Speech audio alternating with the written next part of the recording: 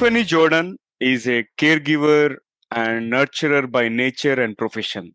From running a guest house to hosting large events to managing busy executives' lives, she brings humor, wisdom, patience, and acceptance to her interactions with other people. She has a BA in journalism and considers herself as a grammar geek. In the past, she has worked as a bartender, journalist, cigarette girl, legal assistant, legal assistant and advice columnist. She has been reading tarot for 30 years and finds it to be a fascinating study into archetypal human experiences. Epiphany is the author of Somebody Hold Me, the single person's guide to nurturing human touch. And her favorite element is water, and she can often be found under the trees on the side of the hill at Barton Springs. Her mantra is evolution, not revolution, and she considers herself as a social artist painting visions of how things could be on the canvas of our world. In today's episode, let us chat with Epiphany on an interesting topic: Platonic Touch, Nurturing Human Touch. This is the Guiding Voice podcast series, the Guiding Voice for a Better Future. Folks, I'm your host, Navin Samala, just a fellow IT professional on a mission to shape the careers and lives of millions across the globe.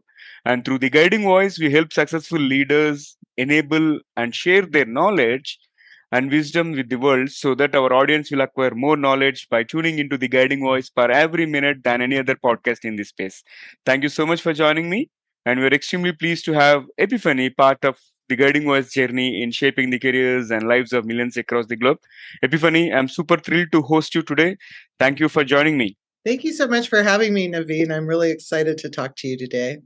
Yeah. So I have gone through your profile. It sounds so diversified and very interesting.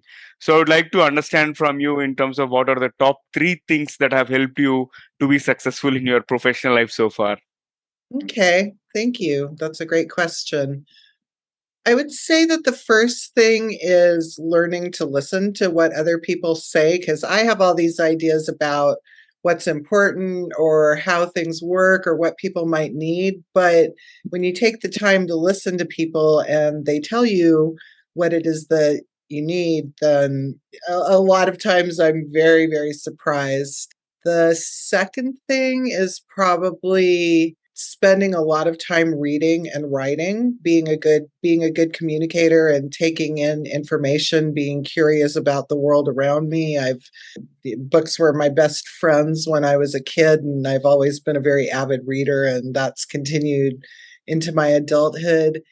And the third thing I think is learning how to slow down and really pay attention to being self-reflective, what am I putting out into the world? How are people receiving me? Because the more that I've been able to kind of figure out the places where I might come across as, defensive or angry or what have you, like as I've worked on that, then people have received me and what I'm doing differently. And it's kind of important when you're connecting with people on a physical level. So, yeah.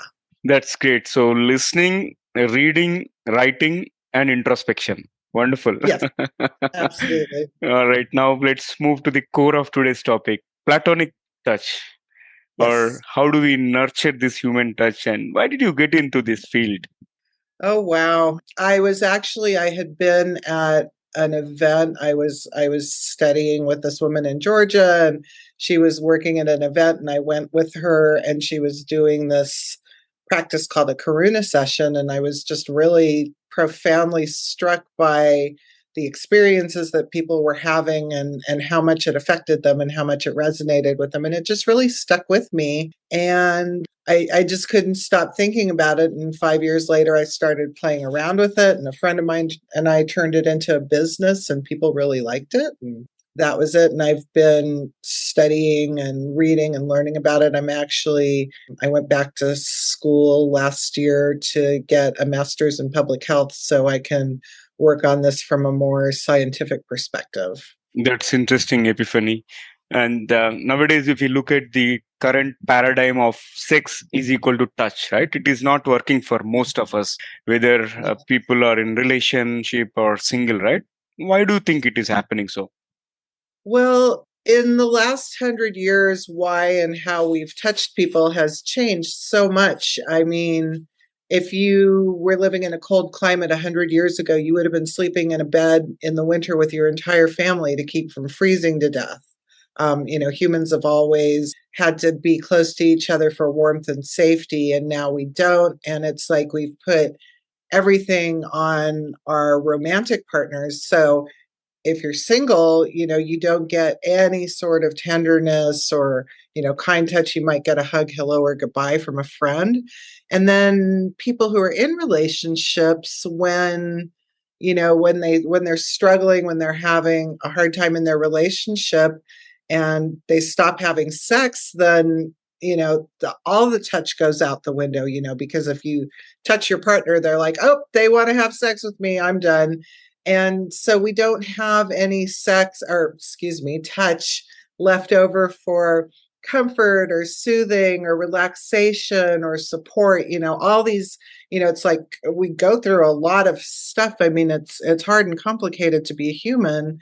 And, like we need comfort when we're grieving, and, we need somebody to take care of us when we've had a hard day. And touch is a very simple way to do that, and it's just not there because we equate it with sex. That makes sense. And now let's talk about practicing touch. Can it be done? Like, because I believe it has to come naturally, right? But because of various reasons, probably we have lost the essence of it, and maybe we have to Mhm. practice doing it. And how does practicing this touch app work?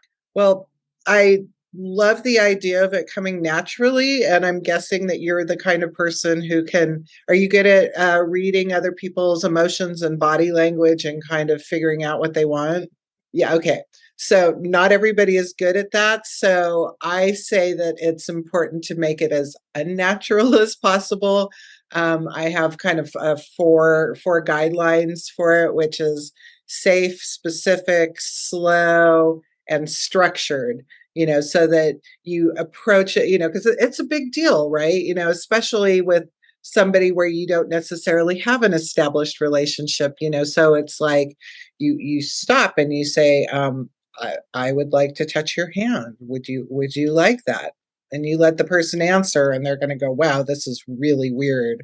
And it's really awkward, and then when they say, if they say yes and you touch their hand, they're like, oh my God, that feels so good.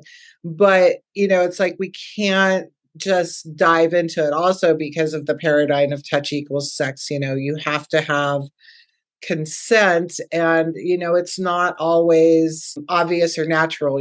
Like, for instance, if you're in a place where there's a power differential, like if you're a boss and you go to hug your employee, that means a very different thing to you than to them. They may be like, oh my God, that my boss is touching me. Oh my God, I can't say no because it's my boss. There's so many different dynamics, and the important thing is that it's different for each of us. And every time you connect with another person in that way, it's going to look different and feel different, and there's going to need to be different rules, but your goal is to get to a place where you both want it. So it's Quite complicated, interesting. simple. Yeah, it is. Yeah. And I know your culture is very different from mine. I Yeah. mean, I actually grew up with an Indian father. My father was Gujarati, but Oh. and he was very affectionate with us. But, I know that, standards of who touches who and why are very different where you are than in America, for sure. Yeah, I completely agree because I've been to the States twice so far. Yeah, there is some certain cultural differences and all. I'll give you one example. In fact, if you find some small babies out, right, maybe our friends, kids, or anybody, right, we literally go and touch them. Hey, you look so cute and all. We don't see that happening in the States and all. And It's so good for babies. It's so good for babies. yeah, yeah. So I love that. That's really beautiful. All right. So now let's talk about the comfort and connection, right? Will be Yes. needed more than ever. Why is it Yeah. so? The world is a very complicated, scary place. There's a lot of uncertainty. It's complicated. There's a lot of shortages. People are feeling inflation. They're scared about global warming, all these different things. There's going to be a lot of grief that we're having to process, in the coming years as we lose our homes, our natural environments, people that we love, all these things. Like I just spent the weekend with a friend of mine who was in her 70s who was dying. And so many of us, came and put our hands on her. And, dying is a very lonely, frightening thing. And I think that, knowing that people were close to her and that she could feel them even when she couldn't speak, it's huge. So many of us suffer alone and feel very isolated, and like we're the only ones, and we can't live like that anymore. It's not working. Yeah, we are living in interesting times, right? And yeah, Definitely. definitely there is a need for this comfort for sure. All right, so moving on, and let's talk about your mantra: evolution, but not revolution. And I'm a Six Sigma guy. We believe in both of them, evolution Okay, and good. revolution. But yeah, what's your take? Why evolution but not revolution? I mean, revolution is a young person's game. It's like it's really exciting to be out fighting in the streets and, toppling, the institutions and structures. But I mean, when you really look at revolution, a lot of people die. It's really hard on women and children. And the idea of evolving and becoming different and really thinking about how do we want to live going forward. It's like the way that our world is set up works for some of us but not a lot of us. And I think people are dissatisfied. And I think if you think about evolving, then you can look at it and say, where do we want to go? How do we want to design this? And move toward that, as opposed to like, let's drop it on the ground and break it and pick up all the pieces and see what we come up with. It's more challenging, but I think it's good if we can be more thoughtful about how we want to live in the future. All right, so now let's briefly talk about your book, Somebody Hold Me: The Single Person's Guide to Nurturing Human Touch. What motivated you to write that book, and can you share a brief snippets? Yeah. So I had a hands on touch business and it was expensive. People loved it, but I knew that the people who needed it the most could afford it the least. And also, I had just recently gotten out of a long relationship, and I knew from personal experience that if I wasn't dating, there wasn't going to be much touch besides hugs from friends. And so I created the book. It's structured in such a way that will allow you to share touch with your friends. The first part of the book is, a bunch of philosophical, and, it's the health benefits of touch and the culture around it and philosophies about it and all these different things. And then the second part of the book is a DIY thing. It's meant to be done in groups with people that you already know. So it's meant to be done with a group of friends. And it takes you through the whole process from deciding that this is something that you want to do to actually, how do you set up the room? And then there's a series of exercises that you can go through. And it's definitely meant to be done in a group because, we talked about the sex equals touch thing. And if you are, if it's one person touching one person, it's really easy to misconstrue it. But if you're in a group of friends, then it becomes a social activity, and it's goofy and playful, like when we were kids. It feels like, when you were kids and you'd like all like be in a big puppy pile in front of the TV watching something and you didn't think anything about it. It's not quite that easy because it has to be structured, at least at first, but it allows you to share touch with people and figure out what you like and what you don't like, what sorts of touch, does it feel good to have your face touched, or is it like, I can't stand it, so it gives you an opportunity to play with it in a structured fashion And then for going forward, it's a lot easier to use it and do it in different situations with these people because you have this common frame of reference. So yeah. Out of curiosity, like, does this touch heal stress in any way? Yeah, it's great for your body. Let me think about. Hang on, let me see if I can reel off the list really fast here.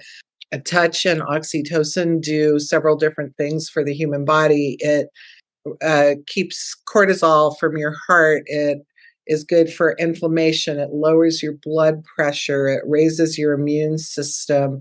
It's a pain reliever. It can be an appetite suppressant. It helps wounds heal faster. I mean, it's so simple and so basic, but I think the biggest part of it, a lot of it is just being, having somebody else close to you who cares about you. I mean, like I said, there's so many of us who just suffer alone, and when somebody's touching you tenderly, you know that you matter to them, and that you're important, and that they care about you, and they want to alleviate your suffering. And I mean, it's huge. I have another friend who's in her 80s, and I was with her a couple of weeks ago, and I just touched her hands and her face, and like the wrinkles melted away. She was smiling. She actually told me she connected with somebody else in her retirement home through touch after that. I mean, it's human. It's such a big part of the human experience. So it's important. It's really important. All right, yeah, that's great. Great to know. And Epiphany, this has been great conversation, but let's add some spice to the episode. With your Okay, consent, let's I'll do it. yeah, let's do a quick rapid fire, and let me fire the first bullet. What is one life-changing incident that changed your perspective altogether? Oh my God. I would have to say the most recent one is going back to graduate school. I didn't have a background as a scientist, and learning about public health, I describe it as standing on a mountaintop and looking out at this whole new country that I didn't even know existed. I mean, it's so complicated, and there's so many layers to it, and it's been really amazing. So that has been a huge eye opener for me in so many ways. We need to really appreciate your passion, like going back to the school, right? So it really needs that passion. Yeah. I mean, it had been 35 years since I've been in school. Most of the students I work with I'm old enough to be their mother or their grandmother. And yeah, it's intense, but I like it. And I have 2 more semesters to go. So yeah, Oh, all right. So have fun during this time while you learn, and I let's hope move. so. Okay. Let's Next yeah, question. yeah. What is the best piece of advice that you have received so far? Probably the best piece of advice that I've received is that my work is not for everybody, and I shouldn't focus on the people who don't like what I do, and try, it's more important to connect with the people who do like what I do and who are interested. Because everybody's, I'll be like, well, I don't like touch, and I'm like, well, that's great. I support you in that. Here, I can teach you how to not get touch, if that's what you want, because that's important. Again, it's the consent piece to it. So yeah, it's like, look for your people and ignore the haters. Great. All right. So what is here comes my next one. What is Okay. your favorite word in other language? I would have to say Karuna, which is Sanskrit for compassion, and specifically an action that relieves suffering. My hands-on business was called Karuna Sessions, and I actually had a cat named Karuna long ago. So it is really about how I want to be and how I want to walk through the world. So Oh, awesome. In fact, Karuna is a Telugu word as well, the dialect which we speak. uh-huh. And Yeah, does it mean the same thing as eh, a almost compassion? same. Almost same. Okay. Yeah, Well, it's more almost like a same. kindness. Yes. Yeah, it's more like a kindness. Yeah. Beautiful. I love it. Yeah. That's so good. Moving to the next one. What would you do if you win a $1 billion lottery? Oh my God. Probably finish school. Actually, I would probably, take out a bunch of money and go and like hand out $100 bills to homeless people for starters. And then I'd like get all my friends and take them on a big vacation for sure. You're demonstrating a lot of Karuna here. I, what can I say?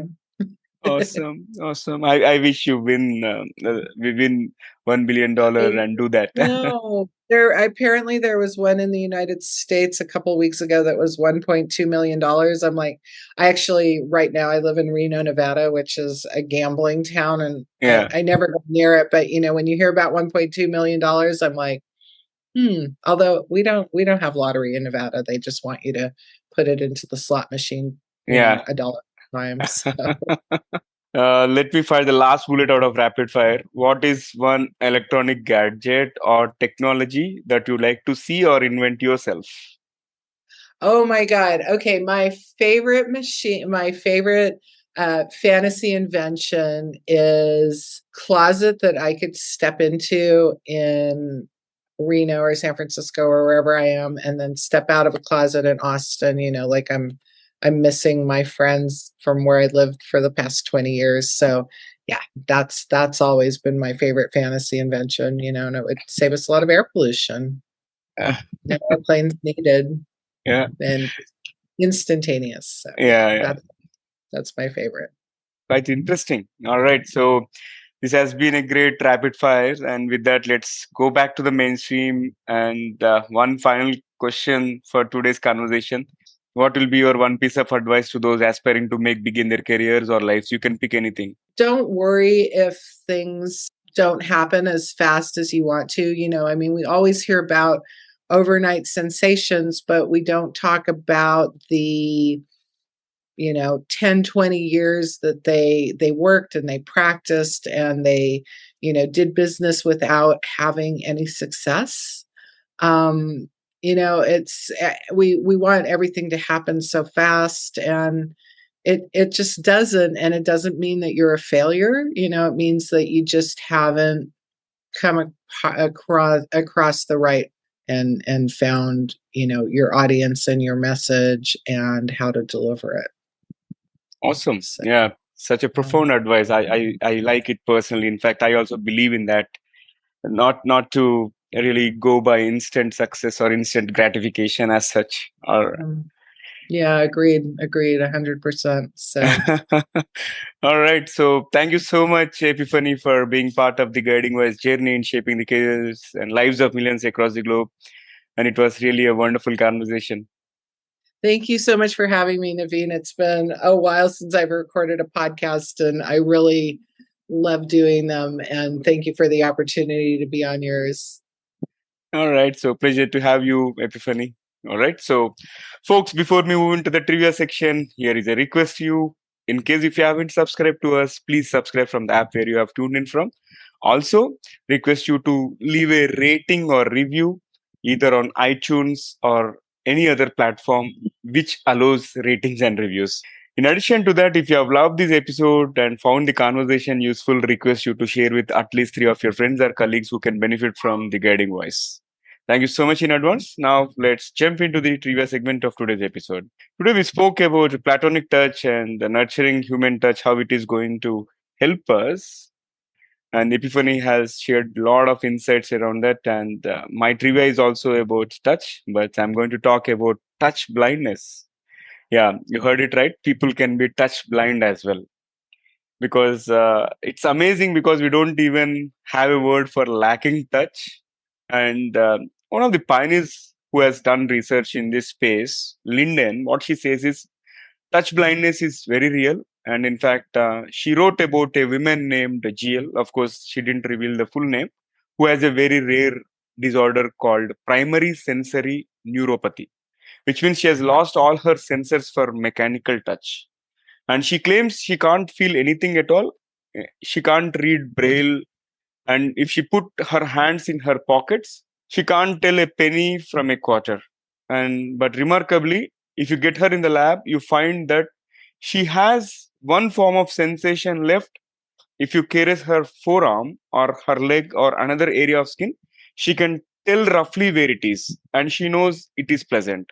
That's because she has retained a different emotional touch system. So, likewise, there are so many interesting things that we come across in our life.